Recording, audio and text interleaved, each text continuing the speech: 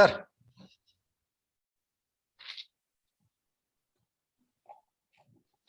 Dikshit sir, are you there? Yes, he's there. Let him confirm so that I think. He's busy in WhatsApp. He's busy in chat. Yeah. Okay. Dikshit sir. Yeah, okay. Yeah, I'm there. I'm there. Okay. Darshana ji, please start. Go ahead. Yes.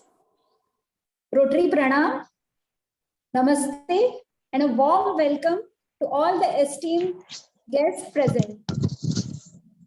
मीठी हंसी चेहरे पे मुस्कान, ऐसे है अतिथि हमारे इस महफिल की शान. I, Dr. Darshana Shah, feel proud and delighted to welcome you all to today's program with our international fame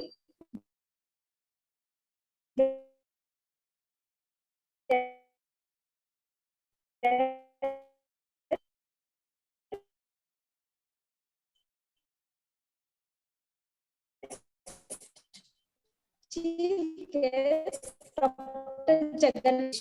We know that what a pandemic can do. Last year, COVID has made a lot of impact on everyone's life. And diabetes is such a pandemic on which we are all sitting. Let us together join hands to fight against diabetes.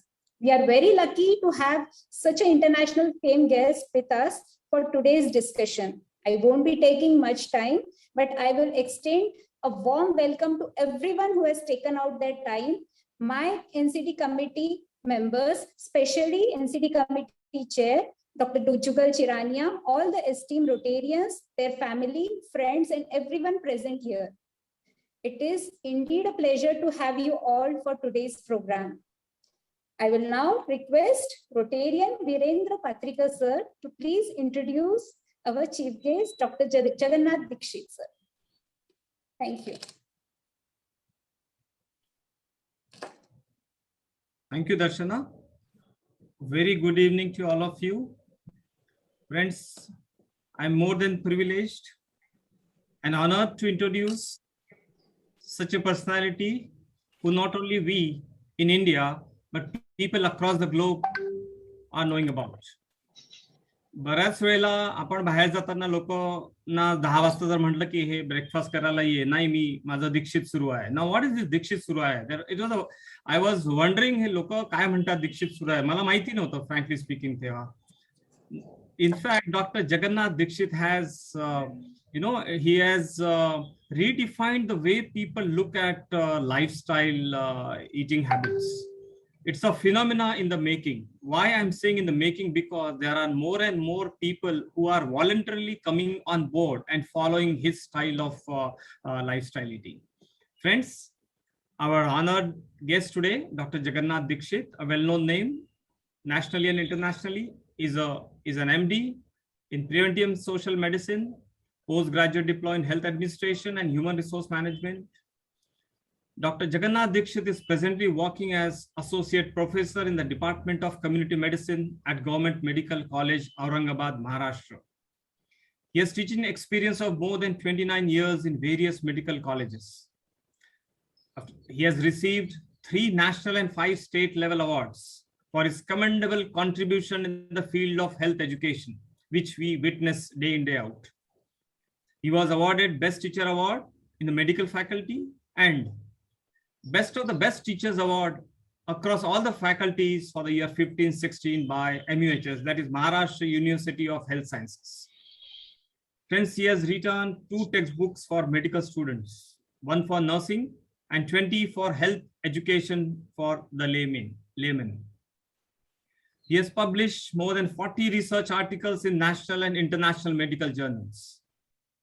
An active volunteer for blood donation. He has donated blood for more than 50 times. Worked as a consultant to World Health Organization and UNICEF as well. Late learned Dr. Srikant Jiska's initiative, the World Free of Obesity and Diabetes campaign, inspired Dr. Jagannath Dikshit to deliver more than 300 lectures on subjects which are also available on YouTube and Facebook. We are being watched by millions and millions of followers, believers, non-believers, young, old, sportsmen, politicians, professional medics, and others as well, and benefiting which cannot be gauged in terms of any money. 65,000, more than 65,000 members across 41 countries are directly connected with this campaign through various social media like WhatsApp and Facebook. He is also chairman of Association of Diabetes and Obesity Reversal, abbreviated as ADOR, Trust, which he founded for realizing the aim of world free of obesity and diabetes. Friends, apart from our acknowledgement of his work, great work done, he himself has been acknowledged by none other than the government of Maharashtra and government of India. Government of Maharashtra, he has been appointed as brand ambassador for government fight obesity campaign, and none other than one of the most respected prime ministers in the world, Shri Narendra Modi ji, invited him to deliver lectures for the PMO staff, the Special Protection Group, and the Member of Parliaments under the Fit India campaign in December 2019. Friends, we at Rotary District 3030 are extremely privileged to have a personality like Dr. Jagannath Dixit, who is redefining the way people look at consuming medicine and following lifestyle eating habits. May I request all to please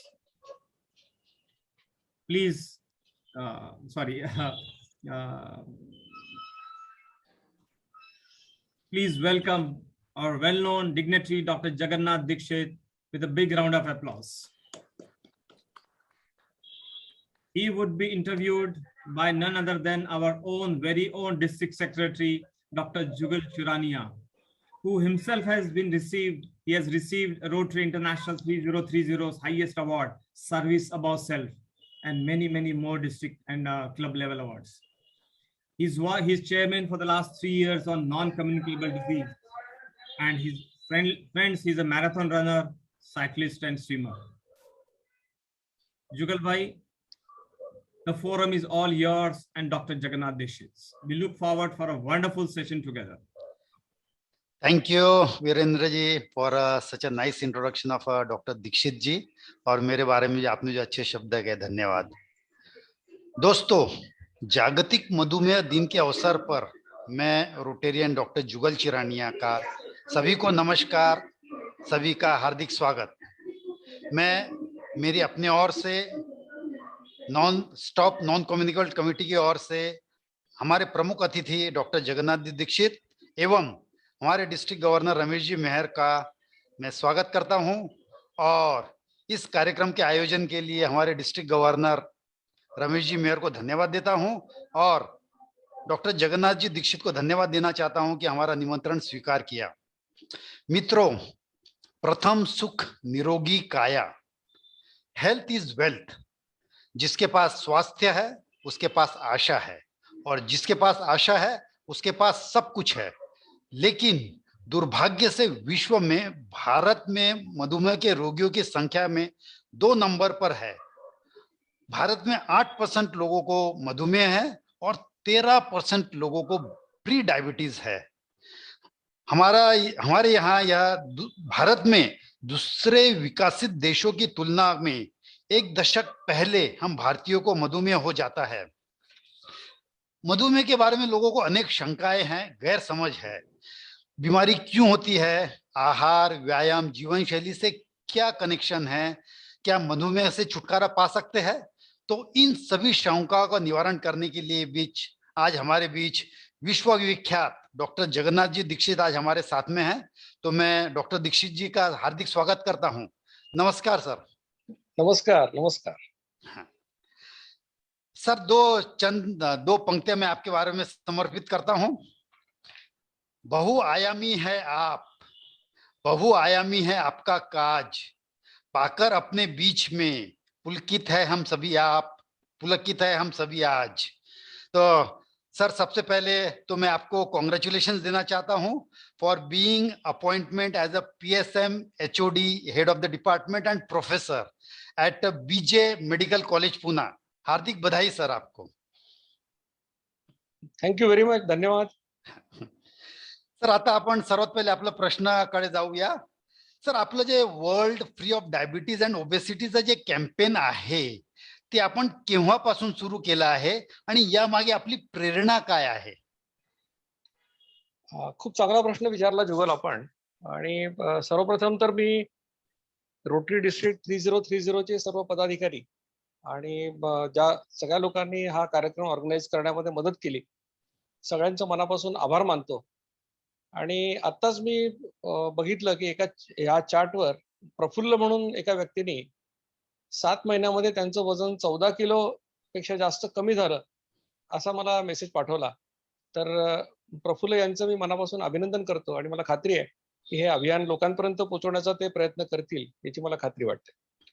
माझ्याविषयी आपण जे काही चांगले शब्द बोललात त्याबद्दल आणि माझी ओळख करून दिली त्याबद्दल मी आपला मनापासून आभारी आहे, अमोल पाथरीकर यांचा आणि आपण सर्वच जण.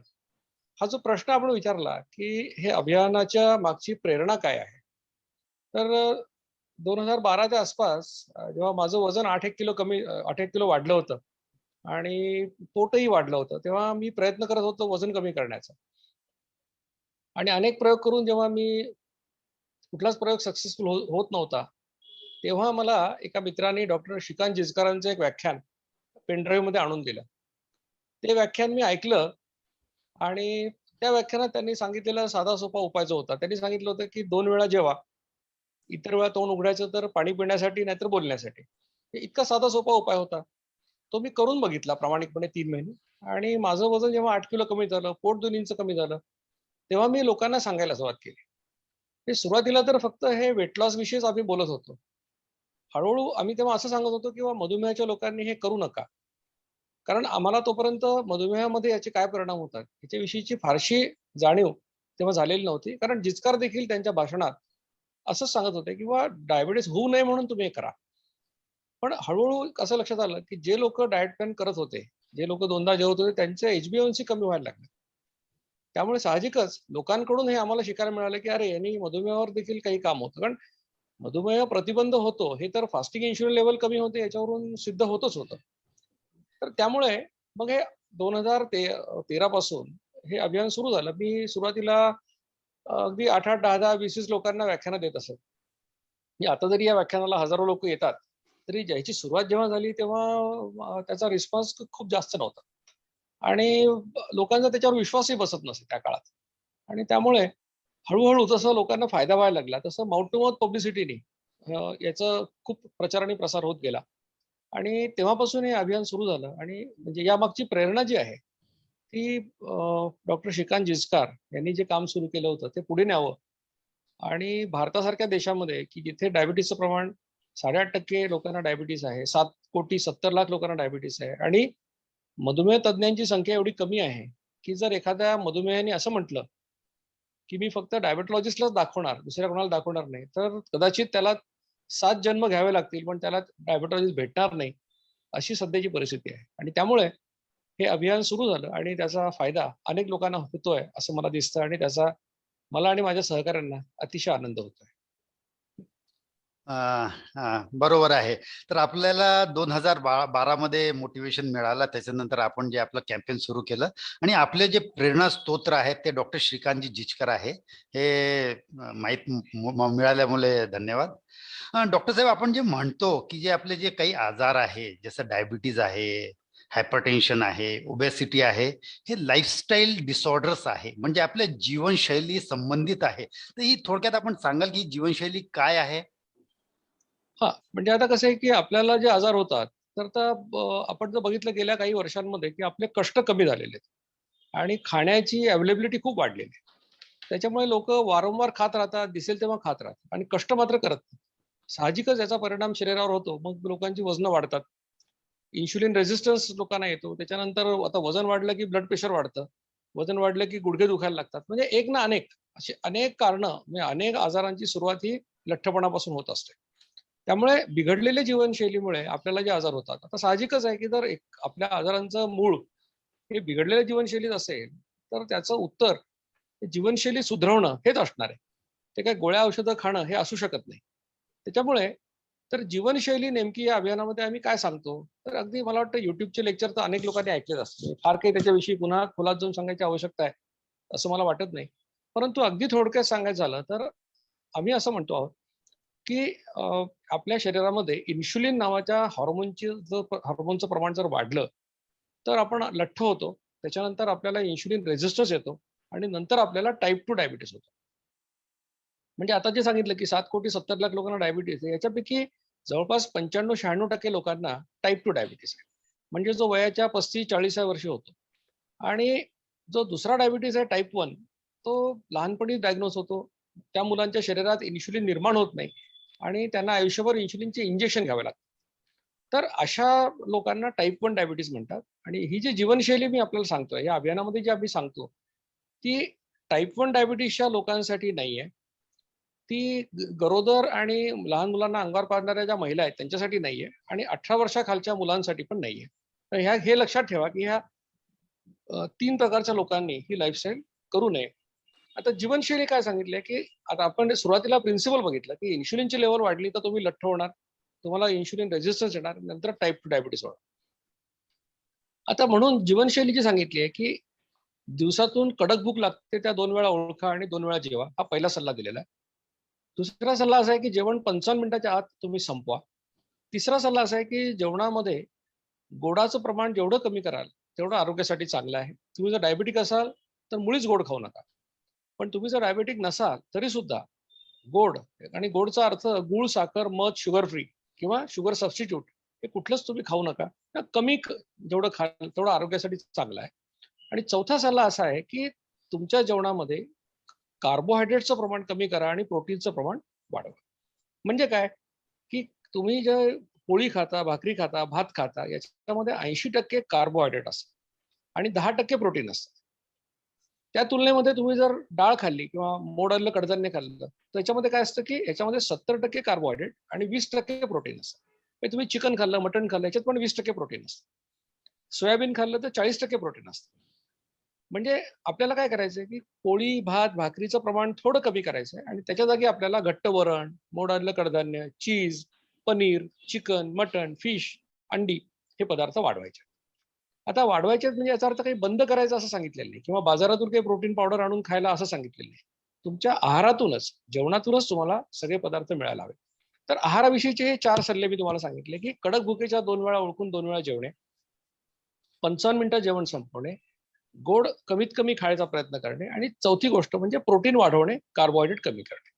याच्याबरोबर एक आम्ही तुम्हाला व्यायाम पण सांगितलेला आहे आणि तो व्यायाम असा आहे की तुम्ही 45 मिनिटात 4.5 किलोमीटर चाला किंवा 12 ते 15 किलोमीटर सायकल चालवा किंवा पोहा, पण जे काही कराल ते 45 मिनिटं सलग करा असा व्यायाम सांगितलेला आहे. आता या दोन जेवणांच्या मध्ये जर आपल्याला भूक लागली तर आपण काय काय खाऊ शकतो, तर आधी सांगतो की ज्या लोकांना डायबिटीस नाही, ज्या लोकांना डायबिटीस किंवा प्री डायबिटीस नाही असे लोक काय घेऊ शकतात, तर तुम्ही पाणी घेऊ शकाल, घरी बनवलेलं पातळ ताक म्हणजे 2 चमचे दह्यामध्ये ग्लासभर ताक बनवा, किंवा तुम्हाला आवडत असेल तर ग्रीन टी किंवा ब्लॅक टी, त्याच्यात कुठलाही फ्लेवर नको, किंवा 25% दुधाचा पातळ चहा, पण कशातच गुळ, साखर, मध, शुगर सबस्टिट्यूट टाकायचं नाही. शहाळ्याचं पाणी पिऊ शकता किंवा दिवसभरात जास्तीत जास्त 1 टोमॅटो खाऊ शकता. म्हणजे हे 6 पदार्थ जे आहेत हे ज्याला डायबिटीस किंवा प्री डायबिटीस नाही त्याच्यासाठी 2 जेवणांच्या मध्ये घ्यायला परवानगी आहे. याच्यामध्ये टोमॅटो मात्र दिवसात एकदाच घ्यायचं आहे आणि शहाळ्याचं पाणी दिवसात एकदाच प्यायचं आहे.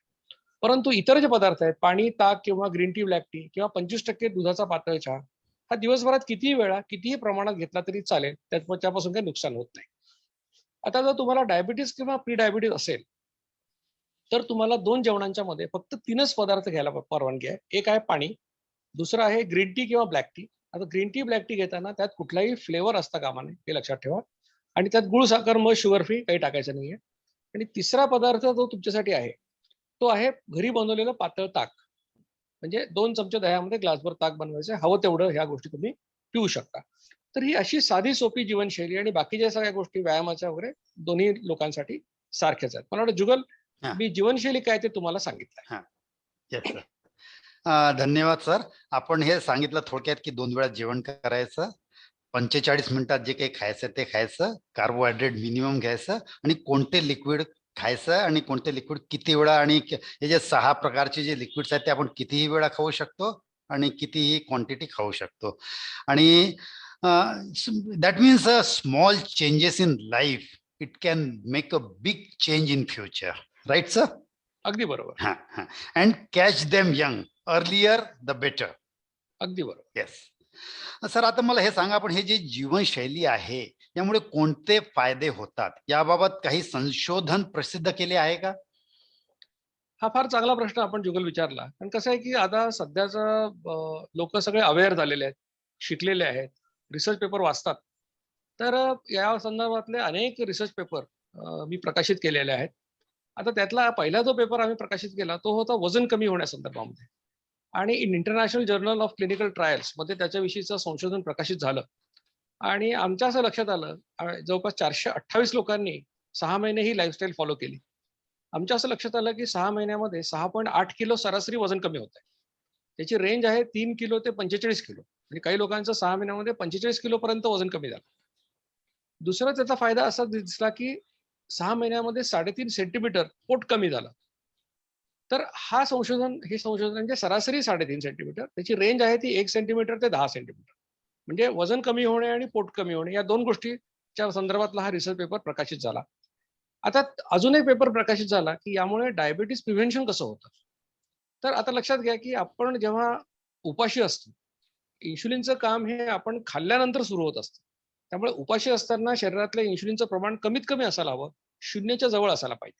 तर एक असा केस रिपोर्ट आम्ही प्रकाशित केला की त्याच्यामध्ये एक महिला आमच्याकडे आल्या, त्यांचं फास्टिंग इन्शुलिन 24.4 होतं.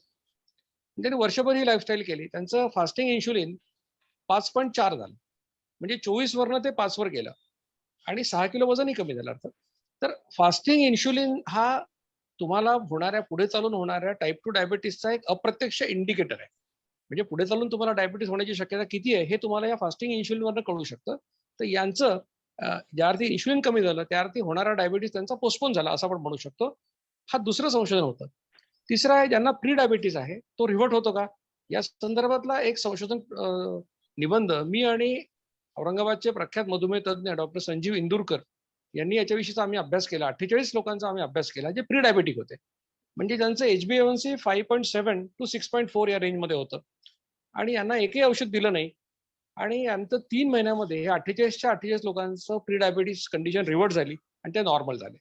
त्याच्यानंतर एक पेपर आम्ही प्रकाशित केला, तो होता एक केस रिपोर्ट प्रकाशित केला की याच्यामध्ये डायबिटीस झालेल्या व्यक्तीला औषधं न घेता त्याचा डायबिटीस रिव्हर्ट झाला. लातूरचे आमचे एक प्राध्यापक आहे डॉक्टर श्याम नावानी, त्यांचं HbA1c 10.1 होतं, 5.6 पर्यंत नॉर्मल असतं, यांचं जवळपास त्याच्या दुप्पट होतं. आणि 1 जानेवारी 2017 त्यांना डायबिटीस झाला. त्यांचं वजन 86.5 किलो होतं, पोटाचा घेर जवळपास 42 इंच होता. आणि त्यांना डॉक्टरांनी साहजिकच 2 औषधं लिहून दिली. आणि ही 2 औषधं लिहून दिल्यानंतर त्यांनी मला फोन केला, ते म्हणाले की मी करू का. मी म्हटलं बा, सायन्स तुमच्या बाजूला आहे, तुम्ही स्वतः किती स्वतःच्या बाजूला आहात याच्यावर सगळं यश अवलंबून आहे. आणि त्यांनी मग ते फॉलो केलं आणि 7.5 महिन्यामध्ये म्हणजे 16 ऑगस्ट 2017 त्यांचं वजन 16.5 किलो कमी झालं, पोटाचा घेर 6 इंच कमी झाला आणि HbA1c जे 10.1 होतं ते 5.3 ला आलं, म्हणजे नॉर्मल झालं. साखर 87 आणि 120 इतकी नॉर्मल झाली. आणि एवढ्यावरच स्टोरी थांबत नाही, तर म्हणजे 16 ऑगस्ट 2017 ते मधुमेहमुक्त झाले. 16 ऑगस्ट 2021 त्यांच्या मधुमेहमुक्त जीवनाचा 4था वाढदिवस आम्ही साजरा केला. म्हणजे आज तागायत डॉक्टर श्याम लेंडवेंना एकही औषध मधुमेहासाठी घ्यावं लागलेलं नाही. हा पेपर प्रकाशित झाला. तर अशा प्रकारे अनेक रिसर्च पेपर ह्याच्यामध्ये प्रकाशित झालेले आहेत. तर मी तुम्हाला असं सांगेन थोडक्यात की याचे 4 फायदे आपल्याला दिसतात. पहिला फायदा म्हणजे तुमचं वजन कमी होतं. असं गृहीत धरा की 6 महिन्यामध्ये 6-6.5 किलो वजन कमी होईल. दुसरं, पोट कमी होईल, म्हणजे तुमचं पोट जे आहे ते 1.5 इंचाच्या आसपास 6 महिन्यात कमी होईल. तिसरं आहे HbA1c, म्हणजे 3 महिन्याचं ऍव्हरेज ब्लड ग्लुकोज ते कमी होईल. आणि चौथं म्हणजे फास्टिंग इन्शुलिन लेवल कमी होईल. आणि या 4 गोष्टी जर कुठल्याही लाईफस्टाईलने कमी होत असल्या तर जगातला कुठलाही डॉक्टर हे वाईट आहे असं म्हणू शकत नाही. त्याला मान्य करावं लागेल की हे शरीरासाठी चांगलं घडतंय. आणि मला वाटतं जुगल, तुमच्या प्रश्नाचं उत्तर मी तुम्हाला दिलेलं आहे की काय काय फायदे होऊ शकतात आणि संशोधन आपण काय काय केलेलं आहे. Yes, right sir. म्हणजे आपलं जे आहे, आपले जे रिसर्च आहे ते अनेक नॅशनल आणि इंटरनॅशनल जर्नल्समध्ये पब्लिश केलेलं आहे. म्हणजे it is a well accepted concept, right. आणि यामुळे जे 4 फायदे जे होतात ते वजन कमी होते, पोट कमी होते, HbA1c कमी होते आणि फास्टिंग इन्शुलिन कमी होते. आपण बघितलं बरोबर. की 3 किलो वजन पासून तर 45 किलोचं वजन कमी झालेलं आहे. पोटाचे इंचे कमी झालेले आहेत आणि फास्टिंग इन्शुलिन जे 24 वर होतं ते 4 वर आलेलं आहे. म्हणजे या डाएटचे अनेक फायदे आहे. तर डॉक्टर साहेब, आपल्याजवळ आपण जे बघतो, पुढचा प्रश्न असा आहे की आपण जे बघतो की आपल्या इथे जे पद्धत आहे जेवायची, पहिले आपण ब्रेकफास्ट घेतो, त्याच्यानंतर मग लंच घेतो, मग डिनर घेतो. तर त्यात नाश्ता करायचं की नाही असं लोकांना कन्फ्युजन होते. 2 वेळा करायचं तर मग नाश्त्याचं काय करायचं? तर ह्या बाबत थोडंसं आपण लाईट थ्रो करा थोडंसं. आता असं झालं की मागे काही 7-8-10 वर्षापूर्वी अनेक वर्तमानपत्रांमध्ये मोठमोठ्या बातम्या छापून आल्या की ब्रेकफास्ट केला नाही तर हार्ट अटॅक येईल, ब्रेकफास्ट केला नाही तर अमुक होईल, तमुक होईल. आणि या सगळ्याचा आधार होता एक संशोधन निबंध जो सर्क्युलेशन नावाच्या एका जर्नलमध्ये प्रकाशित झाला होता. आणि त्या संशोधन प्रकल्पात काय नेमकं केलं होतं त्यांनी, तर बा जे लोक रात्री खूप उशिरा पार्ट्या करतात, 2, 2:30, 3, 4 ला झोपतात, सकाळी 10 ला उठतात, त्याच्यामुळे त्यांचा ब्रेकफास्ट स्किप होतो आणि मग या लोकांना हार्ट अटॅक जास्त येतात वगैरे, असं त्यांनी त्याच्यामध्ये ते सगळं संशोधन होतं. आता लक्षात घ्या की त्या संशोधन निबंधामध्ये त्यांनी असं म्हटलं होतं शेवटी की आम्ही जो अभ्यास केलेला आहे तो अमेरिकेतल्या लोकांना सुद्धा सरसकट लागू करता येणार नाही, तर तो भारतातल्या लोकांना कसं काय लागू करता येईल? आता लक्षात घ्या की राईट. आपण काय सांगितलेलं आहे तुम्हाला की कडक भुकेच्या 2 वेळा ओळखून 2 वेळा जेवा असं सांगितलेलं आहे. या राईट. लाईफस्टाईल मध्ये काहीही सोडा, स्किप करा असं सांगितलेलं नाही. आम्ही काय सांगितलं की आता तुमचा अनुभव काय बघा की जेव्हा तुम्हाला कडक भूक लागलेली तर असेल एखाद्या वेळेला आणि तुम्ही जेवला नाही, तर तुम्हाला त्याचा त्रास होतो, ऍसिडिटी होते. आणि जर तुम्हाला भूक नसताना तुम्ही खाल्लं तर तुम्हाला अपचन होतं. म्हणजे हे काही मोठं अवघड गोष्ट आहे का? हे काय रॉकेट सायन्स आहे का? हा तुमचा दैनंदिन अनुभव आहे. पण मी तुम्हाला काय सांगितले की भुकेच्या 2 वेळा जेवा. आता समजा एखादा माणूस आहे की त्याला सकाळी 8:30 लाच भूक लागते, कडक भूक लागते. असे खूप लोक आहेत की ज्यांना सकाळी उठल्या उठल्या 8-8:30 पासून त्यांना भूक लागते. अशा लोकांनी त्याच वेळेला खाऊन घ्यावं. तुम्ही त्याला ब्रेकफास्ट म्हणाल, मी त्याला पहिलं जेवण म्हणतो, इतकाच फरक आहे. म्हणजे आता ज्याला भूकच लागत नाही 8:30 ला, त्याला बळजबरी तुम्ही ब्रेकफास्ट खाऊ घातला तर त्याला पचन होणार नाही, त्याला त्याचा त्रासच होणार आहे. म्हणून मी तुम्हाला स्किप करायला सांगितलेलं नाहीये, मी तुम्हाला भुकेच्या 2 वेळा खायला सांगितलं. आणि त्या वेळा कुठल्या असाव्यात, त्या 2 जेवणात किती गॅप असावा असा कुठलाही नियम याच्यामध्ये नाहीये. तुमच्या कडक भुकेच्या 2 वेळा हे तुमचे 2 वेळा जेवायचे वेळा तुम्ही पक्क्या ठरवू शकता. राईट. म्हणजे ब्रेकफास्ट नाही केलं तरी चालते, जेव्हा कडक भूक लागली तेव्हा आपण जेवण करायचं. आणि आपण असं सांगितलं की जेव्हा भूक लागत नाही तेव्हा आपण खाल्लं तर अपचन होते. आणि त्या व्यतिरिक्त असंही होते की आपल्याला जे जेवायचं जे टेस्ट येत नाही आहे ना. अगदी भूक नाही बरोबर. लागली तरी खाऊन राहिलो तर आपण घरच्या लोकांना सांगतो की काय जेवण बनवते, खरा टेस्टच नाही आहे. तर जेव्हा कडक भूक असली तेव्हा जेवायचा टेस्टही चांगला येते. Right sir. अगदी बरोबर. आता हा जे मधुमेहाचे रुग्ण आहेत ते जेव्हा डायबिटॉलॉजिस्टकडे जातात तर त्यांना डॉक्टर सांगतात की तुम्ही 3-4 वेळा सांगा की फ्रिक्वेंट मील घ्या. तर त्यावर तुमचं काय म्हणणं आहे? आता खरं तर म्हणजे मी अनेक दिवसांपासून हा प्रयत्न करतो आहे की जे काम आम्ही करतो आहोत, आता मी तर पब्लिक हेल्थ एक्सपर्ट आहे, म्हणजे मी काही MD मेडिसिन म्हणजे फिजिशियन नाही आहे किंवा डायबेटॉलॉजिस्ट नाही आहे. त्याच्यामुळे मला काय डायबिटीज विषयी डायबेटॉलॉजिस्ट पेक्षा जास्त माहिती आहे असं काय मी म्हणणार नाही, कारण तसं असण्याची काही शक्यताच नाही. मी आहे पब्लिक हेल्थ एक्सपर्ट. फक्त मी एवढं सांगतो की जर गेल्या 6-7 वर्षामध्ये मी हे काम करतो आहे, तर मी आणि माझे सहकारी मिळून दररोज आमच्या व्हॉट्सअप ग्रुपवर एक यशोगाथा आम्ही टाकत असतो, किमान एक यशोगाथा. अशा हजारो यशोगाथा आमच्या अभियानामध्ये आहेत की ज्या लोकांचा डायबिटीस गेला, ज्या लोकांच्या डायबिटीसच्या गोळ्या कमी झाल्या, अशी शेकडो हजारो उदाहरणं तुम्हाला मिळतील. आता माझं म्हणणं एवढंच आहे की समजा एखाद्या गावामध्ये तुम्ही लहानपणी किंवा आपल्या जेव्हा आपण 20-25 वर्षाचे असताना सगळ्या ह्याच्या शहरांमध्ये लुना असायच्या. 2 व्हीलर म्हणजे लुना होती. त्याच्यानंतर हिरोपुक सारख्या गाड्या यायला लागल्या. त्याच्यानंतर मग हळूहळू बजाजच्या गाड्या आल्या. त्याच्यानंतर मोटरसायकल यायला लागल्या. आता लक्षात घ्या की जो मेकॅनिक त्यावेळेला लुना रिपेअर करत होता, तो मेकॅनिक त्याचं कोणी लोक आता असतील ते आता काय करतात, ते स्प्लेंडर दुरुस्त करतात, हिरो होंडा दुरुस्त करतात की नाही. म्हणजे ज्या ट्रेडमध्ये आपण आहोत, जे आपण व्यवसाय करतो आहोत, त्याच्यामध्ये घडणाऱ्या गोष्टीची जाणीव आपल्याला असायला पाहिजे. मग जर आता मधुमेहाच्या बाबतीमध्ये डायबिटीस रेमिशन, आता अनेक डॉक्टरांच्या संघटनांचा अशातच एक मी एक बातमी वाचली, त्यात त्यांनी असं म्हटलं की मधुमेह रेमिशनचा अर्थ त्यांनी काय म्हटलं की HbA1c 6.5च्या खाली जाणे 3 महिन्यासाठी विदाऊट एनी मेडिसिन. म्हणजे औषध न घेता जर HbA1c 6.5च्या खाली 3 महिने राहिलं तर त्याला डायबिटीज रेमिशन म्हणावं. आणि it is a reality, it is a possibility असं जेव्हा डॉक्टरांच्या संघटना म्हणतात, तेव्हा आपल्याकडच्या मधुमेह तज्ज्ञांनी सुद्धा, फिजिशियन्सनी सुद्धा याविषयी विचार तर करायला हवा. मी अनेक पुस्तकं मधुमेह तज्ज्ञांची वाचली डायबिटीसवरची. दुर्दैवाने त्या पुस्तकांमध्ये मधुमेह किंवा डायबिटीस रिव्हर्सल विषयीचा किंवा रेमिशन विषयीचा एकही चॅप्टर त्याच्यामध्ये आढळून आला नाही. म्हणजे आपल्या दृष्टीने ही गोष्ट अशक्यच आहे का, असं आपल्याला वाटतं का? ते सांगायचा उद्देश काय आहे की मधुमेह तज्ज्ञ जो काही सल्ला देतात, जर एखादा पब्लिक हेल्थ एक्सपर्ट हे कॅम्पेन करून जर हजारो यशोगाथा प्रकाशित करू शकत असेल, त्या प्रकाशित केल्यानंतर त्या तुम्हाला ऑथेंटिकली तो डेटा तुम्हाला द्यायला तयार असेल की कुठल्या पेशंटचं काय झालं, त्यांच्या गोळ्या कशा बंद झाल्या, तर याच्याकडे लक्ष कुणी द्यायला पाहिजे? या सगळ्या कामाकडे कुणी बघायला पाहिजे? या कामाकडे लक्ष कुणी द्यायला पाहिजे? डायबिटॉलॉजिस्टच द्यायला पाहिजे ना. की जर ते वर्षानुवर्ष प्रॅक्टिस करून सुद्धा त्यांच्या एकाही पेशंटचं औषध बंद करू शकत नसतील किंवा कमी करू शकत नसतील, तर याचा अर्थ काहीतरी चुकतंय. याच्यासाठी काही संशोधनाची गरज आहे का? म्हणजे प्रत्येक डायबिटॉलॉजिस्टकडे आज कॉम्प्युटराइज डेटा अवेलेबल आहे. त्यांनी त्यांच्या 1000-2000 पेशंटचा डेटा बघावा आणि बघावं किंवा किती पेशंटचं औषध बंद केलंय, किती पेशंटचं औषध कमी केलंय.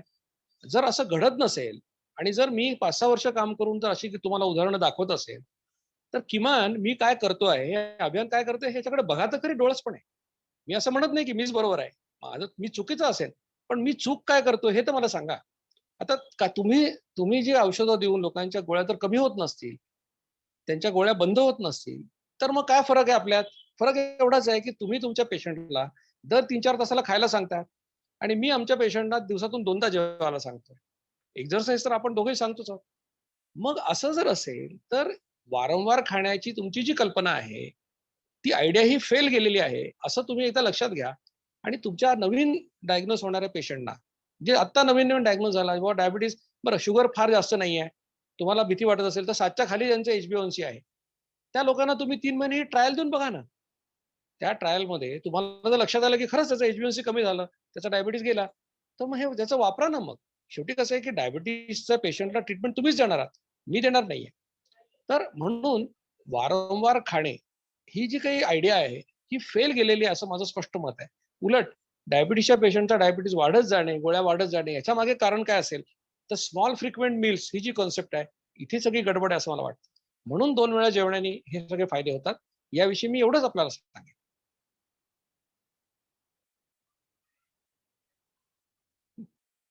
जुगल, आपका आवाज नहीं आ रहा है, अनम्यूट कीजिए. राईट. हा. सर, आपका हे बोलणं, आपलं हे म्हणणं आहे की 2 वेळा खाल्लं तरी चालते आणि जे ट्रीटिंग फिजिशियन्स आहेत, डॉक्टर्स आहेत, त्यांनी ट्रीटमेंट तर करायचंच, पण सोबत प्रिव्हेन्शन कडे हे लक्ष देणं जरुरी आहे. सर, आपण फिजिशियन, डायबिटॉलॉजिस्ट, जनरल फिजिशियन आहे, पण you are a professor and head of the department. आणि आपलं प्रिव्हेन्शन PSM डिपार्टमेंट हे म्हणतो की prevention is better than cure. म्हणजे इलाजापेक्षा प्रतिबंध बरा आहे. तर मधुमेह बरा होऊ शकतो का? हा, आता कसं आहे की मधुमेह बरा होणे, आता बरा होण्याचा अर्थ काय होईल किंवा तुमचं HbA1c नियंत्रणात आलं 5.6च्या खाली आणि तुम्ही आता गोड खायला मोकळे झालात, जसं तुम्ही आधी खात होते, तर तसं होईल का हे आत्ता काही सांगता येणार नाही. परंतु सध्या तुम्ही औषधं गोळ्या घेऊन जे गोष्टी करता आहात आणि मधुमेह नियंत्रणात ठेवता आहात, ते तुम्ही औषधं न घेता करू शकाल, एवढी खात्री तुम्हाला मी देऊ शकतो.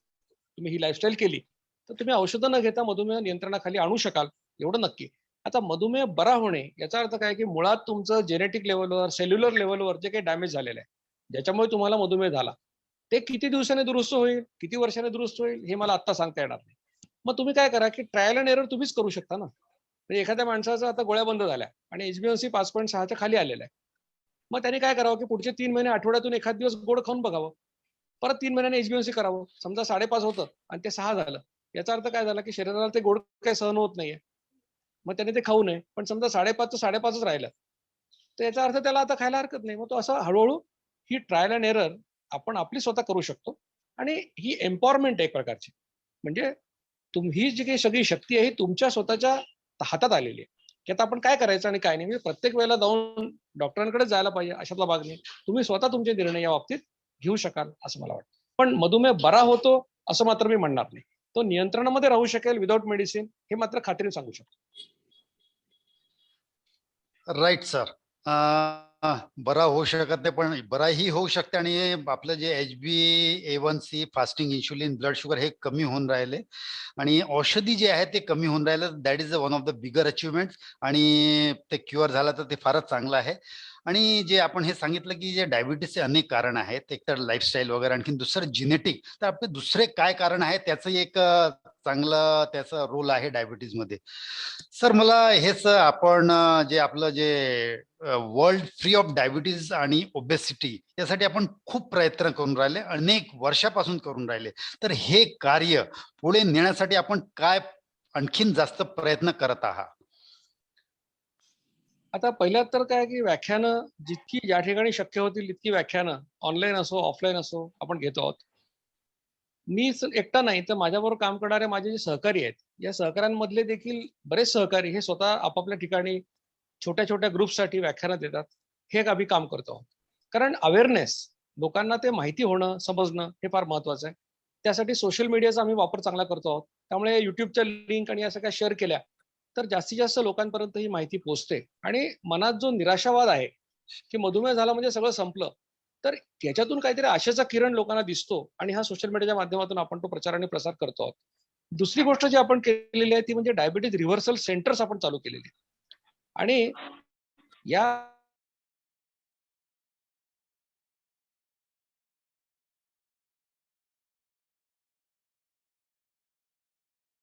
डायबिटीज रिव्हर्सल सेंटर जवळपास आमची भारत आणि गोव्यामध्ये मडगावमध्ये आहे. आता ही सेंटर जी आहेत, आता तुम्हाला माहिती आहे की अभियान पूर्णपणे मोफत आहे. याच्यात कुणी कोणाकडे एकाही पेशंटकडे एकही रुपया मागितला जात नाही. ही सगळी सेवा विनामूल्य दिली जाते. या 13 डायबिटीज रिव्हर्सल सेंटर्समध्ये 25 मधुमेह तज्ञ MD मेडिसिन असलेले हे आम्हाला मोफत सेवा देतात. तर हे लक्षात घ्या की हे काही फक्त डॉक्टर दीक्षित एकटेच सांगतात अशातला भाग नाहीये. अनेक फिजिशियन्स, अनेक doctors, cardiothoracic surgeons, orthopaedic surgeons, ENT हे सगळे लोक स्वतःच्या डायबिटीससाठी देखील या जीवन पद्धतीचा वापर करतात आणि लोकांना सांगतात. तर डायबिटीज रिव्हर्सल सेंटर ही दुसरी गोष्ट आहे. Doctor Dikshit lifestyle counselling centres आम्ही चालू केली. ती 20 ठिकाणी आपण सुरू केलेत. त्याच्यामध्ये महाराष्ट्रात 19 आहेत आणि एक सुरतमध्ये आहे. या सेंटरचा उद्देश काय की ज्याला नव्याने डायबिटीज डायग्नोज झाला त्याचा डायबिटीज आपल्याला या लाईफस्टाईल मॉडिफिकेशनच्या माध्यमातून रिव्हर्ट करता येईल याविषयीचा सल्ला देण्याचं काम आमचे कोऑर्डिनेटर्स या सगळ्या ठिकाणी करत असतात. नाशिकमध्ये आम्ही डायबिटीज रिव्हर्सल काउन्सिलिंग सेंटर चालू केलं. तिथे डॉक्टर रत्ना अष्टेकर आणि सहकारी हे तिथे काम करत असतात. हे सेंटर रोज चालतं कारण आमचे बाकीचे डायबिटीज रिव्हर्सल सेंटर्स हे आठवड्यातून 1 दिवस किंवा 2 दिवस चालतात. तर हे डायबिटीज रिव्हर्सल काउन्सिलिंग सेंटर हे दररोज चालतं आणि ते जवळपास आतापर्यंत हे आम्ही ऑगस्टमध्ये सुरू केलं, 2 ऑगस्ट. तर हे जवळपास 180 पेशंट रजिस्टर झालेत आणि त्याच्यामध्ये अनेक लोकांना खूप चांगले रिझल्ट मिळत आहेत. तर ही सगळी सेंटर्स अशा पद्धतीने काम करत आहेत. लहान मुलांसाठी आम्ही विद्यार्थी जागृती अभियान चालू केलेलं आहे, ज्यात आम्ही 18 वर्षाखालच्या मुलांना काय सांगतोय की दिवसातून 4 वेळा जेवा. कारण 2 वेळा जेवण त्यांना शक्य नाही, पण 4 वेळा जेवा. जेवणातलं गोड कमी करा, कोल्ड्रिंक कधी पिऊ नका आणि मोबाईलवर फुटबॉल खेळणं बंद करून ग्राउंडवर 1 तास खेळा असा सल्ला आम्ही त्या मुलांना देतोय. हे अभियान पुणे, नाशिक या ठिकाणी याची व्याख्यानं सुरू आहेत. आपल्या अनेक ठिकाणी ते काम आणखी पुढे न्यायचंच आहे.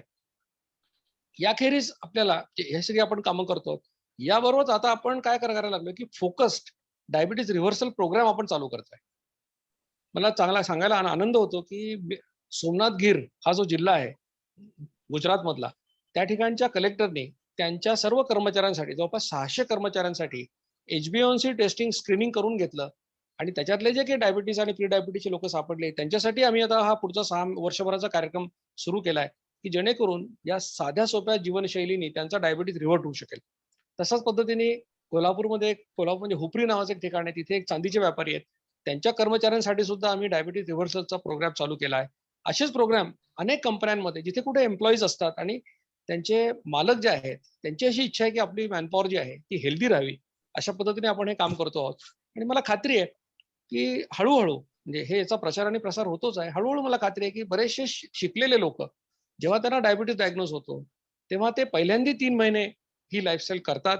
अनेक लोक मला फोन करतात की सर आम्हाला डायबिटीज झाला होता, आम्ही गोळ्या लिहून घेतल्या परंतु गोळ्या घेतल्या नाही आणि आमचा HbA1c आता नॉर्मलला आलेला आहे. आम्हाला त्याच डॉक्टरांनी आमच्या गोळ्या बंद केल्या किंवा गोळ्या घ्यायची गरज नाही असं आम्हाला सांगितलं.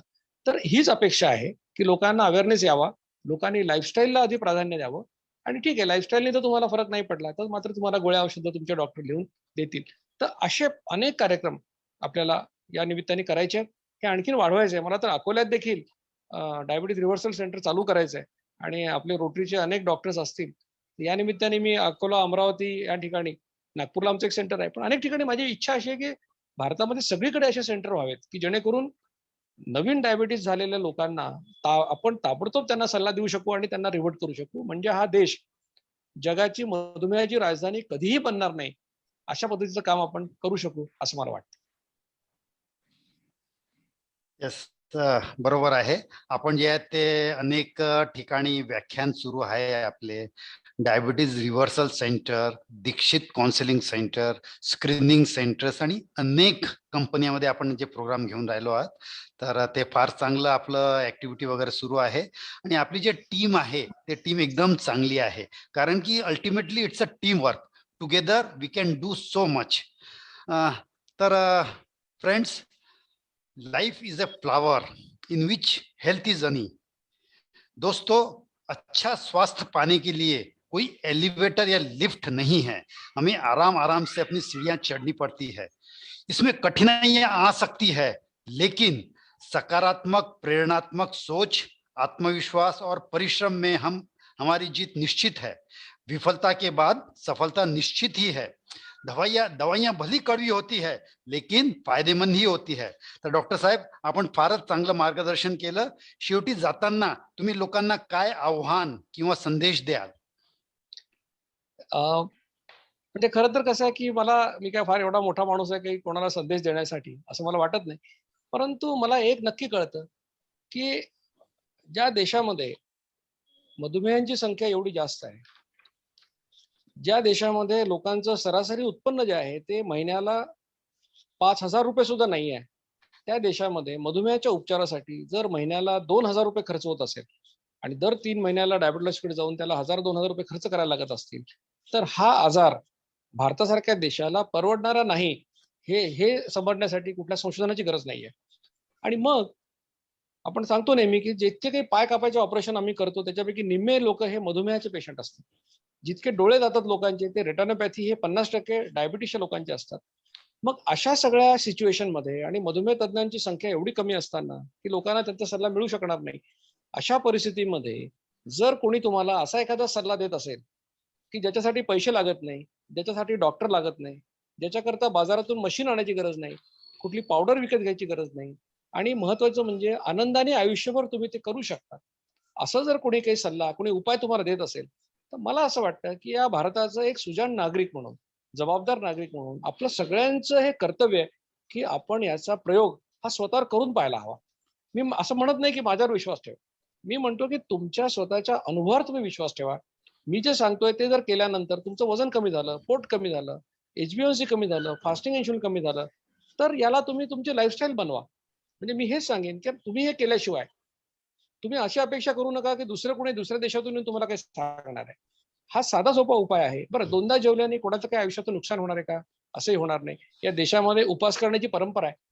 सांगायची गोष्ट अशी की 2 वेळा जेवून कोणाचं काही नुकसान होणार नाही. पण हा प्रयोग स्वतःवर करून बघणं आणि मग त्याचा फायदा झाला तर या अभियानात सामील होणं आणि हे लोकांना सांगणं हे फार महत्वाचं आहे. कारण आपण हे स्वप्न जे बघतो आहोत हे विश्व मधुमेहमुक्त आणि सुलत्वमुक्त करायचं बघतो. आपण काय फक्त अकोला, औरंगाबाद किंवा महाराष्ट्र किंवा भारत असा संकुचित विचार करत नाही आहोत. आणि हे होण्यासाठी हे अभियान काय फक्त डॉक्टर दीक्षितांचं नाही आहे, माझ्या 100-125 सहकाऱ्यांचं नाही आहे. हे अभियान आपल्या सगळ्यांचं आहे. आणि हे अभियान जोपर्यंत तुम्ही त्याच्यामध्ये पार्टिसिपेट होत नाही आणि हे चांगल्या प्रकारे करत नाही तोपर्यंत हे यशस्वी होईल असं नाही. त्यामुळे माझं सगळ्यांना विनंती एवढीच राहील की मी जे काही तुम्हाला सांगितलं ह्याच्यामध्ये काही शास्त्र आहे, ह्याच्यामध्ये काही तर्क आहे असं तुम्हाला वाटलं तर याचा प्रयोग स्वतःवर नक्की करा. कारण प्रयोग केल्याशिवाय तुम्हाला रिझल्ट दिसणार नाहीत. नुसता विचार करून कोणाचं वजन कमी होत नाही, कोणाचा डायबिटीस कमी होत नाही. तर हा प्रयोग करा. 3 महिन्याचा पिरियड आहे, प्रयोग करा. फायदा झाला लोकांना सांगा, याला लाईफस्टाईल करा, या अभियानामध्ये सामील व्हा आणि हे अभियान लोकांपर्यंत पोहोचवा. एवढंच मी आपल्याला सांगेन.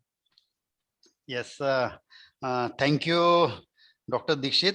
आपण हे सांगितलं की जे मधुमेहामुळे जे आहे अनेक आपल्या शरीरामध्ये प्रॉब्लेम्स येतात, हृदयाला, डोळ्याला, किडनीमध्ये अनेक प्रॉब्लेम्स होतात आणि यासाठी जे त्याचे इलाज आहे तर कधी कधी हार्ट, लिव्हर, किडनी ट्रान्सप्लांट करावा लागतो. तर हे आपल्या भारतासारखं गरीब देशाला परवडत नाही. आपण जे आहे लाईफस्टाईल चेंज करा. लाईफस्टाईल थोडंसं, Wien you make a small change in your diet and lifestyle, it can make a large change in your life, in your future. आणि आपलं वजन कमी करण्यासाठी आपल्यालाही इफर्ट्स घ्यावा लागेल. आपलं वजन कमी करण्यासाठी दुसरं काही एफर्ट्स घेऊन काही फायदा होणार नाही. आणि आपण हे प्रयोग करा, 3 महिना कमीत कमी याला ट्रायल द्या.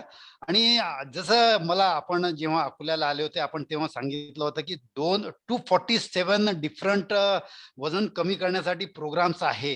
आणि हे प्रोग्राम तुम्ही ट्राय करा. 3 महिने तुम्हाला फायदा झाला तर याचा विचार नक्की करा. आणि सर आपलं मला आपण जेव्हा अकोल्याला आले होते तर आपण एक जे वाक्य सांगितलं होतं ते की diabetes does not run in the family, the problem is nobody runs in the family. Right sir, thank you. आपण जे चांगलं सर्वांना मार्गदर्शन केलेलं आहे.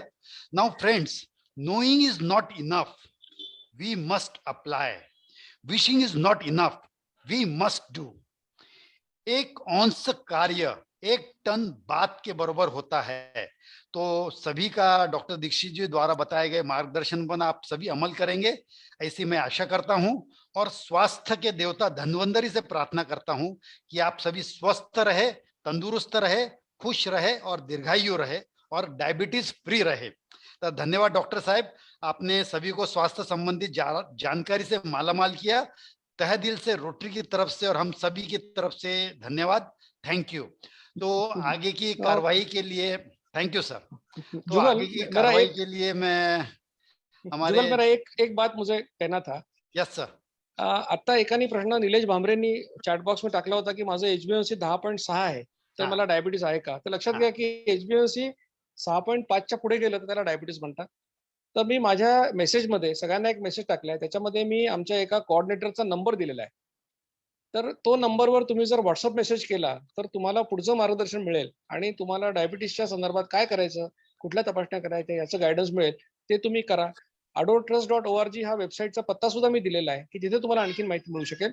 जेणेकरून आता त्यांनी, कारण निलेशने हा प्रश्न विचारल्यामुळे मला वाटतं त्याचं उत्तर मी आधी दिलं. मला वाटतं आता जुगल आपण पुढच्या ह्यासाठी सुरू करूया. तर सर आपण जे प्रश्नाचं उत्तर दिलेलं आहे तर अनेक लोकांना जे आहेत तिथे चॅट बॉक्स मध्ये अनेक प्रश्न आपल्याला दिसून राहिले आहेत. तर ते पुढच्या कार्यक्रमासाठी जे नागपूरचे डॉक्टर जगदीश कोठारी जी आहे त्यांना मी सूत्रसंचालन सोपवतो. डॉक्टर जगदीश जी कोठारी. नमस्कार. Thank you doctor Dikshit sir. तुमचं मेसेज खूपच क्लिअर आणि कन्साइज आणि खूप अप टू द पॉइंट होतं. तरी काही प्रश्न असे उभरले आहे लोकांच्या मनात की आता HbA1c जसं तुम्ही आता सांगितलं की त्याच्या बॉर्डरवर आले की प्रॉब्लेम होतात, असे प्रश्न अजून आहे. तर ते प्रश्न मी तुमच्याकडे पोहोचवतो. And I will request you to please clarify their doubts. Yes yes. एक मिस्टर देवरे आहे, 17 वर्षाचे, टाईप 1 डायबिटीज आहे. तर ते इन्सुलिन घेतात 3 वेळ दिवसात. तर ते डाएट बद्दल विचारतात आहे की कोणत्या प्रकारचं डाएट घ्या. आता मला वाटतं सुरुवातीला असं सांगितलं होतं की ही जी जीवनशैली आहे ही 3 प्रकारच्या लोकांसाठी नाही. त्याच्यामध्ये 18 वर्षाखालची मुलं, गरोदर आणि लहान मुलांना अंगावर पाळणाऱ्या महिला आणि टाईप 1 डायबिटीसचे पेशंट, या 3 प्रकारच्या लोकांसाठी ही जीवनशैली नाही आहे असं मी सांगितलं होतं. त्याच्यामुळे तुम्हाला जर टाईप 1 डायबिटीस असेल तर तुम्ही तुमचे मधुमेह तज्ज्ञांनी तुम्हाला जो सल्ला दिलाय त्याप्रमाणे तुम्ही वागा असं मी तुम्हाला सांगेन. सध्या तरी टाईप 1 डायबिटीस विषयी सांगण्यासारखं माझ्याकडे फार काही आहे असं मला वाटत नाही. अजून एक प्रश्न आहे सर. नरेश जयस्वालनी विचारलं आहे की if a diabetic patient is already under weight and he or she doesn't want to lose any weight, rather than losing, in fact they want to gain some weight, what modification will be there in the diet plan? Okay, so now what happens is, why a diabetic loses weight? There are 2 reasons for which a diabetic will lose weight. One is if he is having uncontrolled diabetes. If he is having uncontrolled diabetes, हे कोणाचं I think somebody is कमी झाल्या नाही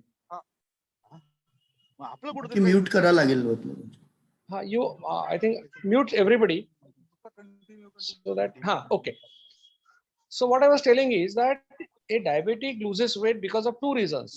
One is uncontrolled diabetes, so people take medicine despite that it is uncontrolled.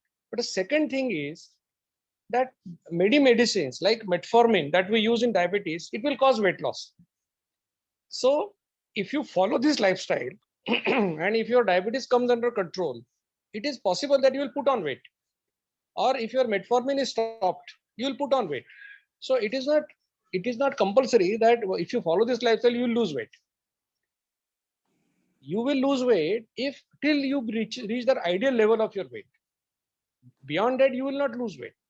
But if you are lost weight because of uncontrolled diabetes, actually you will put on weight. I think I answered that question. well, sir. Doctor Kothari, 1 minute. हाँ sir. हाँ, दोस्तों, हमारे जो district governor है Rotarian Ramesh ji Mehar, वह अभी दूसरे programme में थे, तो अभी हमारे प्रोग्राम में ज्वाइन हुए हैं. तो मैं हमारे डिस्ट्रिक्ट गवर्नर रमेश जी मेहर को मैं इनवाइट करता हूं अपने संबोधन के लिए. District governor Ramesh ji Mehar sir, stage is yours. Good evening friends. नमस्कार डॉक्टर दीक्षित. नमस्कार. आज आपण आमच्या डिस्ट्रिक्टमध्ये येऊन सगळ्यांसाठी अतिशय उपयुक्त आणि मोलाची माहिती दिली. या गोष्टीत डायबिटीस आणि वजन कमी होणं हा सगळ्यांच्या जिव्हाळ्याचा विषय असतो, विशेषतः वजन. डायबिटीस नंतर पहिलं वजन कसं कमी होईल हा प्रत्येकाच्या जिव्हाळ्याचा विषय आहे. आणि आज आपण अतिशय मोलाचं मार्गदर्शन आम्हाला सगळ्यांना केलं. 2 वर्षापूर्वी आपण इंदोर येथे आम्हाला सगळ्यांना ऍड्रेस केलं होतं. त्यावेळेला आपल्याला ऐकण्याचं सौभाग्य आम्हाला सगळ्यांना मिळालं होतं. आमच्यापैकी अनेक जण आपल्या सल्ल्यानुसार डाएट फॉलो करत आहेत. अनेकांना अतिशय चांगले त्याचे रिझल्ट्सही आलेले आहेत. आणि आज आपण वेळात वेळ काढून आमच्या डिस्ट्रिक्टसाठी सगळ्यांना मार्गदर्शन केलं, त्याबद्दल मी आपला आभारी आहे. डॉक्टर जुगल चिरानिया यांनी विशेष मेहनत घेऊन, जगदीश कोठारी यांनी सगळ्यांनी मिळून एक चांगला कार्यक्रम आज 14 नोव्हेंबर बालदिनाच्या निमित्ताने आणि वर्ल्ड डायबेटिक डे दोन्हीच्या निमित्ताने जो केला, त्याबद्दल संपूर्ण टीमचं अभिनंदन. आणि असेच चांगले कार्यक्रम आपण डिस्ट्रिक्टमध्ये घेऊन येत जाऊ. चांगले वक्ते, चांगली उपयुक्त माहिती आपल्या रोटेरियन्सना मिळेल अशी मला खात्री आहे. पुन्हा एकदा दीक्षित सर, आपण वेळात वेळ काढून आम्हाला जॉईन झालात त्याबद्दल आपले आभार. धन्यवाद. धन्यवाद. कोठारी सर. हाँ जी, yes. Yes, go ahead, please go ahead. Sir, there are more questions. I'll put it to you. Me diabetic patient आहे. माझे जेवणा आधीची शुगर लेवल 101 आहे आणि जेवणानंतरची शुगर लेवल 183 आहे. मी टेंगी नाव M1000 ही टॅबलेट रोज सकाळी अर्धी घेतो. बरेच दिवस झाले शुगर लेवल अशीच आहे. कमी होण्याकरिता कृपा करून काय उपाय सुचवा? हा, पहिली गोष्ट म्हणजे नुसत्या शुगर लेवल बघून आम्ही कुठल्याही प्रकारचा सल्ला देत नाही. त्यासाठी तुम्हाला HbA1c ही तपासणी ही करायला लागेल. आणि मी तुम्हाला कोऑर्डिनेटरचा नंबर आपल्या चॅटबॉक्समध्ये टाकलेला आहे, तो बघून घ्या आणि त्यांना तुम्ही आधी तुमचा मेसेज पाठवा. मला खात्री आहे की तुमच्या शुगर लेवल ज्या बघितल्या तर 101 आणि 180 वगैरे म्हणजे अतिशय फार काही जास्त नाहीये. तुमचं HbA1c 6.5-7 पर्यंत जर असलं तर कदाचित 2-3 महिन्यातच तुमची ही गोळी आपण बंद करू शकू अशी मला खात्री वाटते. फक्त तुम्ही आता कोऑर्डिनेटरना आमच्या मेसेज करा आणि मला ही लाईफस्टाईल फॉलो करायची असं त्यांना विचारा. ते तुम्हाला गायडन्स देतील आणि मग तुम्हाला आमच्या ग्रुपवर ऍड करतील व्हॉट्सअपच्या. आणि मला खात्री आहे की तुम्हाला काही फार जास्त औषध नाहीये सध्याच्या स्थितीत. तर मला वाटतं हे 2-4-5 महिन्यामध्ये हे औषध कमी व्हायला काही हरकत नाही, बंदही होईल असं आपलं वाटेल. सर, पुष्कळ लोकांना तुमचं डाएट फॉलो करून त्यांचे HbA1c कमी झाले आहे अशी खूप लोकांनी कमेंट दिले आहे आणि तुम्हाला they are just thankful to you for all that. Actually मी डॉक्टर नरेश राठी आहे. He is a very close friend of mine आणि ते आमच्या पार्टीमध्ये जातात, ते त्यांच्या डाएट घेत नाही, त्यांच्या तुमच्या डाएट प्रमाणे ते जेवण करत नाही टाइम झाल्यामुळे. तर हे म्हणजे किती, मलाच एक डाऊट आहे की किती तासाचं गॅप सोडायला पाहिजे विदाउट इटिंग. तर मी आता जे सांगितलं की तुम्हाला जेव्हा कडक भूक लागते त्या 2 वेळा आयडेंटिफाय करा आणि 2 वेळा जेवा. त्याच्यात किती गॅप आहे याचा विचार तुम्ही करू नका. ते पण ते म्हणजे म्हणतात आता मी 16 तास पाहिजे असं आहे आता. असं मी कधीच म्हणत नाही. असं मी कधी सांगितलेलं नाही. लोक आता 1 ला जेवतो आणि 9 ला जेवतो. माझा 8 तासाचा गॅप आहे. काही लोक सकाळी 10 ला जेवतात, रात्री 8 ला जेवतात, त्यांचा 10 तासाचा गॅप आहे. काही सकाळी 9 ला, रात्री 9 ला जेवतात, त्यांचा 12 तास गॅप आहे. हे प्रत्येकाचं इंडिव्हिज्युअल व्हेरिएशन आहे. तर त्याच्यासाठी कुठला नियम असा नाही. एक काही लोकांची गैरसमज आहे 16 ते काय तासाचं होतं? गॅप, हे कसं काय आलं माहित नाहीये. ते काय होतं की इंटरमिटंट फास्टिंग नावाची एक कल्पना सध्या आहे. डॉक्टर जेसन फंग आणि काही लोक इंटरमिटंट फास्टिंगची कन्सेप्ट त्यांनी पुढे आणली. त्याच्यामध्ये कसं आहे की तुम्ही 8 तास जेव्हा 16 तास उपवास करा किंवा 5 दिवस जेव्हा आणि 2 दिवस उपवास करा, अशा प्रकारच्या काही कल्पना आहेत. परंतु त्याच्यामध्ये एम्फसिस कशावर आहे तर त्या किती तासात खायचं याच्यावर एम्फसिस आहे. आमच्या डाएट प्लॅन मध्ये एम्फसिस कशावर आहे? 2 वेळा खाण्यावर आहे. म्हणजे frequency of eating is the point in our lifestyle. हा 2 मध्ये फरक आहे. प्लॅन चालू केलं सर तुमच्या एका पेशंटनी, पण त्यांचे त्यांना डोकं दुखते केल्यानंतर. तसेच मी लहानपणापासून खूप साखर खातो, 100 ग्रॅम डेली. एकदम सोडलं तर खूप विकनेस येते. मला कोणताही आजार नाही. उपवास किंवा भूक लागल्यानंतर मी गोड पदार्थ खातो. वजन 70 किलो आहे, वय 45 आहे, उंची. मार्गदर्शन पाहिजे सगळ्यांना. आता 100 ग्रॅम रोज साखर खातात आणि यांना आजार नाही असं म्हणतात ते. मला वाटतं की आजार जे लोक 100 लोक म्हणतात की आम्हाला काही नाही, त्यांचं HbA1c केलं की त्यातले 30% लोक प्री डायबिटिक किंवा डायबिटिक असतात. तर मला असं त्यांचा सल्ला असा राहील की तुम्ही आधी HbA1c आणि फास्टिंग इन्शुलिन 2 तपासण्या करून घ्या. रिपोर्ट माझ्या कोऑर्डिनेटरला पाठवा. खूप शक्यता आहे की तुम्ही प्री डायबिटिक किंवा डायबिटिक असाल आणि ते फार पुढे कॉम्प्लिकेट व्हायच्या आधी जर तुम्ही हे जीवनशैली सुरू केली तर मला वाटतं की तुमचं सगळं हे नियंत्रणामध्ये येईल. आणि साखर खाण्याने कोणाचाही काही फायदा होत नाही. साखर ही आयुष्यासाठी आवश्यक नाहीये. साखरेची निर्मितीच गेल्या काही शतकांमध्ये झालेली आहे, हे लक्षात ठेवा. म्हणजे साखर हा काही आपण पृथ्वीवर आलो तेव्हापासून निर्माण झालेला पदार्थ नाहीये. त्याच्यामुळे ही सगळी आपल्या सवयीचा भाग आहे. आणि डोकं दुखणं किंवा काही होणं ह्या गोष्टी कशा होतात की भुकेच्या वेळेला नाही जेवलं तुम्ही. बऱ्याच वेळा लोक काय करतात की 2दा जेवायचं आहे. मग आपण काय करतो की बाबा मला 10 वाजता ऑफिस आहे, तर मग मी 9:30 ला म्हणजे सोय म्हणून 9:30 जेवतो. भूक लागलेली नसते, भूक लागते 12:30-1 वाजता.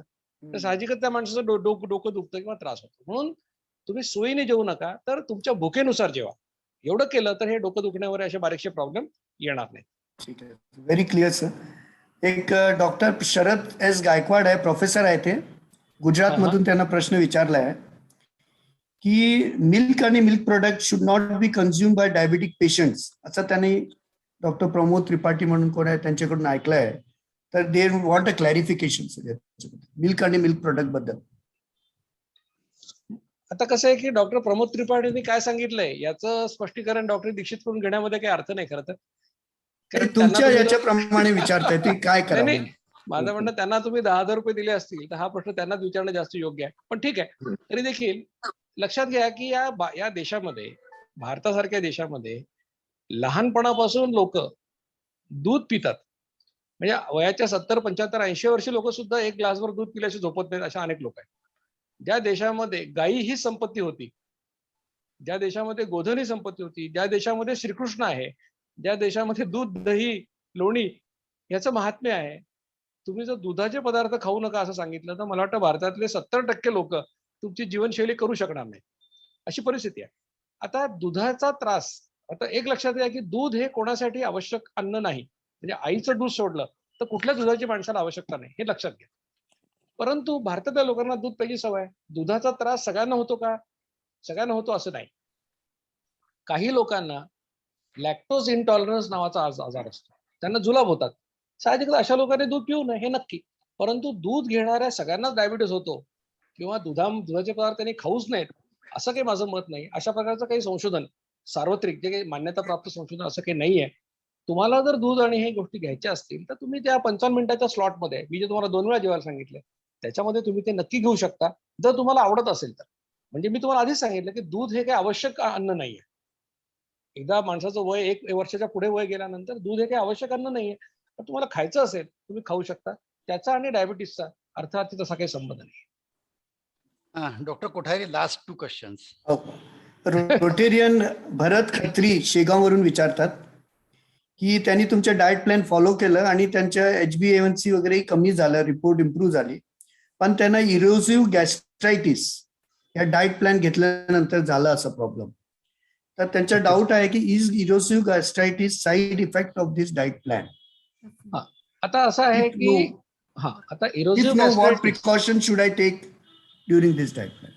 आता सगळ्यात महत्त्वाची गोष्ट आहे की जर यांना ऍसिडिटीचा त्रास आधीपासून असेल, म्हणजे हा डाएट प्लॅन सुरू करायच्या आधीपासून ऍसिडिटीचा त्रास असेल आणि यांनी जर भुकेच्या 2 वेळा न जेवता सोयीच्या 2 वेळा जेवले असतील तर साहजिकच त्यांना ऍसिडिटीचा त्रास होऊ शकतो आणि त्याच्यातून काही आणखीन गॅस्ट्रायटिस सारखे प्रॉब्लेम होऊ शकतात.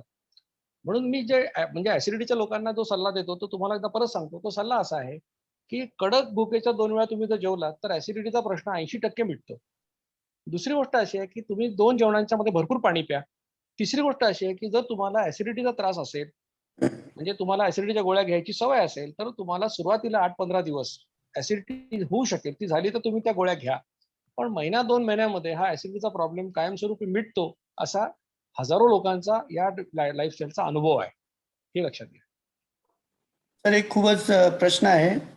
एक रोटी खाल्ल्यानंतर एक पर्टिक्युलर अमाऊंट इन्सुलिन सिक्रेट होत आहे आणि 2 रोटी खाल्ल्या तर डबल इन्सुलिन सिक्रेट होत आहे का, असं त्यांचा डाऊट आहे. बरं, हे डॉक्टर आहेत का विचारणार आहे? नाही. आता आज सकाळी माझं एक लेक्चर झालं. आता आम्ही काय केलं, आम्ही प्रयोग केला.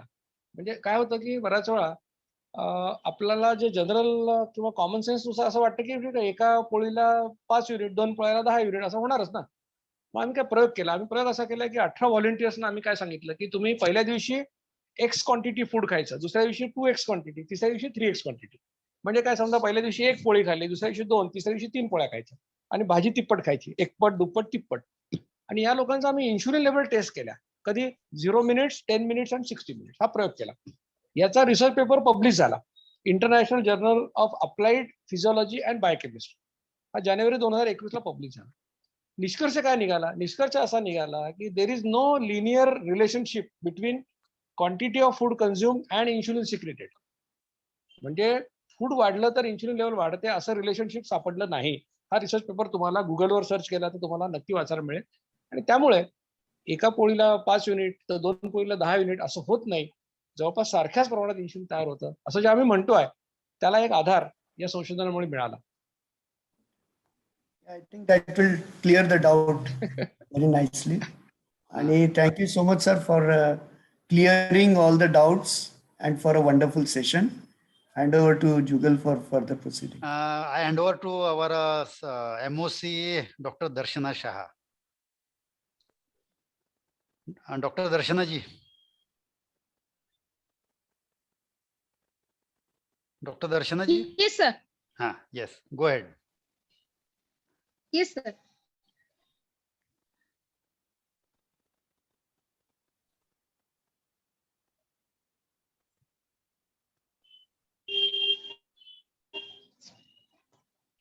Am I audible?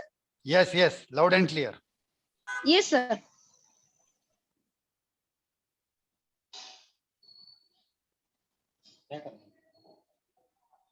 Questions क्या sir? नहीं, questions हो गए अभी. Vote of thanks. Okay. Okay, sir. We had a lovely meeting today evening, and I will first of all like to thank our chief guest, Dr. Jagannath Dikshit. Darshana ji, you can give vote of thanks. Otherwise, Dr. Devendra Vaksawar is also there. You can. Hello, sir.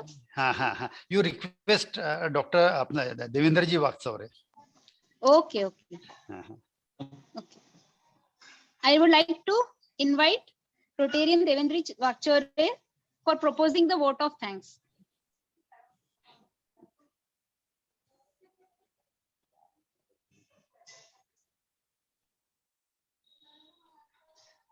Is he there? Is Rotarian Devendra there? Devendra ji? No, you can go ahead. No problem. You can go. Yeah, let her go. You can go ahead with the vote of thanks. Darshana ji.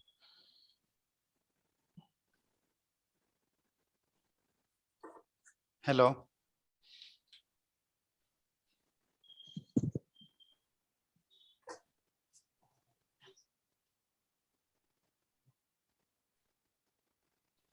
Hello. I think both are she's उनका जो range है मेरे ख्याल से bad range का problem है। तो सबसे पहले जो है हमारा जो आज का जो प्रोग्राम हुआ बहुत ही बढ़िया हुआ। तो ये प्रोग्राम के लिए जो मैं है हमारे जो अंतर्राष्ट्रीय ख्याति के डॉक्टर दीक्षित, जगन्नाथ जी दीक्षित जो है, मैं उनका धन्यवाद देना चाहता हूँ कि सर आप हमारे कार्यक्रम में आए और सभी लोगों के जो क्वेरीज है उसका बहुत अच्छे से लोगों का नॉलेज भी बढ़ाया और लोगों के जो क्वेरीज है आपने बहुत अच्छे तरीके से उनको सॉल्व किया। धन्यवाद डॉक्टर जगन्नाथ जी दीक्षित। इसी तरह मैं हमारे डिस्ट्रिक्ट गवर्नर रमेश जी मेहर को धन्यवाद देता हूं कि उन्होंने इसका बहुत ही बढ़िया कार्यक्रम का आयोजन किया। हमारी जो नॉन कम्युनिकेबल डिजीज असंक्रामक कमेटी जो है रोटरी डिस्ट्रिक्ट 3030 की, तो उसमें doctor Darshana ji Shah, doctor Jagdish ji Kothari, doctor Paliwal, doctor Dhole, doctor Bhamre जो है, उनका भी मैं धन्यवाद देना चाहता हूं कि आपने बहुत ही अच्छे तरीके से जो है ये प्रोग्राम ऑर्गेनाइज किया है। और इसके बाद में जो है हमारी जो डिस्ट्रिक्ट की जो टीम है इसमें जो स्पेशली जो अमोल जी काबरा जो है उनको भी मैं धन्यवाद देना चाहता हूं कि उन्होंने जो है हमारे जो लिंक अवेलेबल कराई, फेसबुक पे लाइव कराया और आपने जो है पूरा जो है अच्छे से हमारा ऑर्गेनाइज किया। इसी तरह मैं हमारे वीरेंद्र जी पाथरीकर जो है उनको धन्यवाद देना चाहता हूं कि उन्होंने for nice introduction of doctor Dixit, Darshana ji Shah, doctor Jagdish ji Kothari, इनका भी मैं धन्यवाद देना चाहता हूं। और सबसे इम्पोर्टेंट जो है आज के हमारे जो श्रोता है और जो भी इन प्रोग्राम अटेंड किया है उनका मैं तहे दिल से धन्यवाद देना चाहता हूं, क्योंकि कोई भी प्रोग्राम का सक्सेस जो है वह जो पार्टिसिपेंट्स के ऊपर ही रहता है। आपने ये प्रोग्राम जो है वह बहुत अच्छे से इस प्रोग्राम में आए आप और यह प्रोग्राम सब अच्छे से पार्टिसिपेट किया, धन्यवाद। और अंतिम में मैं थोड़ा सा खेद प्रकट करना चाहता हूं क्योंकि मुझे लगता है कि जो है लिंक का थोड़ा इशू था, वो लिंक से बहुत से लोग ज्वाइन हो नहीं सके, क्योंकि जो लिंक पे क्लिक करो तो लिंक पे लोग आप ज्वाइन नहीं हो सकते हो, अगर पासवर्ड और आईडी डाले तो ही ज्वाइन होते। थोड़ा सा टेक्निकल इशू शायद मुझे लगता है कि आया था, इसकी वजह से हमारे शायद आज कुछ कम श्रोता ज्वाइन हो सके। तो पुनश्च मैं सभी लोगों को धन्यवाद करते हुए आज का जो प्रोग्राम है वाइंड अप करता हूं। धन्यवाद टू वन एंड ऑल। धन्यवाद, नमस्कार। नमस्कार, thank you very much. Thank you sir, Dixit sir, thank you. Thank you. Amol ji, Amol जी,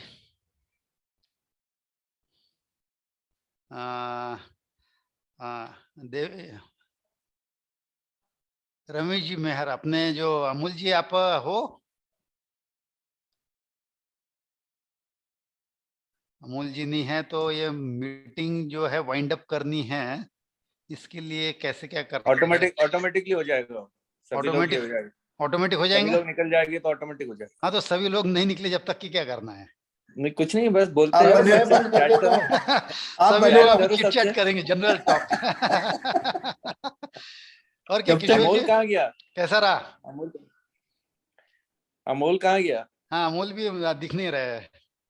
अच्छा, अमोल जी इधर ही हूँ, दूसरे मीटिंग में था सर के साथ। अरे आज अमोल जी है ना, तीन, जो हम लोग बोलते हैं कि 2 पैर रहते हैं, अमोल जी के 3 पैर, 3 मीटिंग ऑर्गेनाइज कर रहे हैं आज। हाँ, और हमारे जो किशोर जी है, किशोर जी राठी जो है नागपुर के, वो भी डॉक्टर दीक्षित के काफी अच्छे फॉलोअर है। क्यों सर, आपका एक्सपीरियंस शेयर कीजिए ना किशोर जी।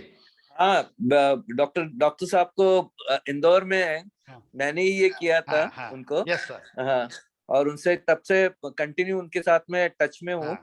और मेरी वाइफ भी उनको फॉलो कर रही है और बहुत ज्यादा मतलब उनको बेनिफिट मिला है। क्या बात है, तो रियली डॉक्टर साहब का बहुत बहुत थैंक यू। आज जो उन्होंने ये किया है उसको काफी लोग फॉलो, मतलब उनको बेनिफिट मिलेगा। Thank you so much doctor साहब। मेरे ख्याल से डॉक्टर साहब ये हो गए, लेफ्ट हो गए। यस सर, मीटिंग बंद करूं? यस। हाँ जी, बंद कर दीजिए, बंद कर दीजिए। ठीक है, थैंक यू सर, मैं फोन करता हूँ। Thank you Amol ji, thank you Darshana ji, Jagdish G,